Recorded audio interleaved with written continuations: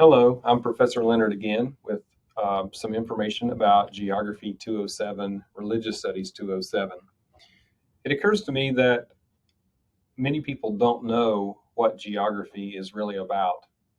And of course, that's my job as a geography professor to talk about these things. I think people have um, a geography class maybe in the sense that in public schools they may have had to memorize the capitals of states and the states and where they're located. And other people maybe have had some geography content as they've gone through a history class. So people have history classes, they have multiple biology, English classes, and it seems like those subjects don't need an introduction, but many people never have a standalone geography class ever. Certainly, public schools often do not require a standalone geography class. So I think it requires a little explanation. What is geography?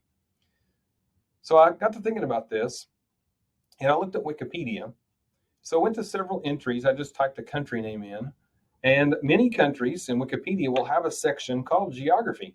So I click on that section of the Wikipedia entry, and I went to one for Uruguay, a country in South America. And these sections, of course, are written by anyone. I mean, Wikipedia is a crowdsourced encyclopedia. And so it's a decent gauge, I think, of what people in general, the average citizen, thinks of as geography. So for Uruguay, I read the information, and the section about geography talks about land area, the highest point, the rivers in the country, the capital city, national parks, ecological regions, climate, and actually a lot about climate. And so I think that in the general conception, geography is either considered map quizzes or some physical part of the landscape. And many Wikipedia entries for various countries have similar coverage of what's considered geography.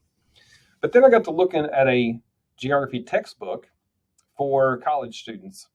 And I looked at one and I looked at the table of contents, and here are some chapter titles: Physical Geography Landforms, Physical Geography Weather and Climate. Now, that seems to be very close to what Wikipedia has recorded for the country of Uruguay.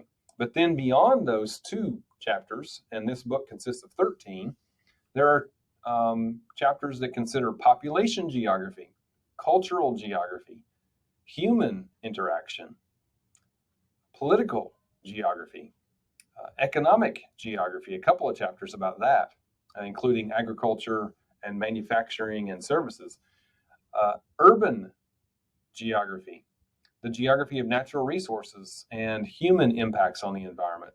So it seems like the Wikipedia entry for various countries consider maybe a couple of chapters, but there's so much more that's covered in geography. And you might be asking yourself, well, what does landforms or weather have to do with population, cities, or the economy? And the answer is that geography is the spatial science. That is, it has to do with the science of where. What is in a location? What's it like in that location? And then, more importantly, perhaps, why is that phenomenon found in location A and not found in location B? How did it get to location A and not ever get to location B? So, how did it get one place and not in another place? How are those things distributed across the surface of the earth? So that's the unifying link. So you can see, if you're looking at climate, you might say, well, why is it warm in one place and cold in another place? That would be a geographical difference. But that would same thing would apply to economic geography. Why is coal mining a thing in West Virginia and not in Florida? Or why is citrus produced in Florida but not in West Virginia? And so you have, an economic, natural resource, you might say, geography to examine. Or you might say to yourself, why is Islam the majority religion in, let's say, Egypt? And why is Christianity not the majority religion in Egypt? And vice versa. Why is Christianity the majority religion in the United States of America and not Islam? Well, that would be a geographical question because these places differ. There's of course minority populations of both groups in both locations, but there's a long history behind the spread of both religions. And of course, that goes into a colonial period and the origin of the religions to start with. So you can see that there is a spatial distribution to religion. Same thing for language. Same thing for people. People move around from place A to place B. Where is fertility the highest? Well, it happens to be in these days. Fertility is the highest in places like Africa, and it's low in the developed world, like the United States or Europe. And you might scratch your head and say, well, why are people having fewer children in the United States or Europe when they're the wealthiest nations on the planet?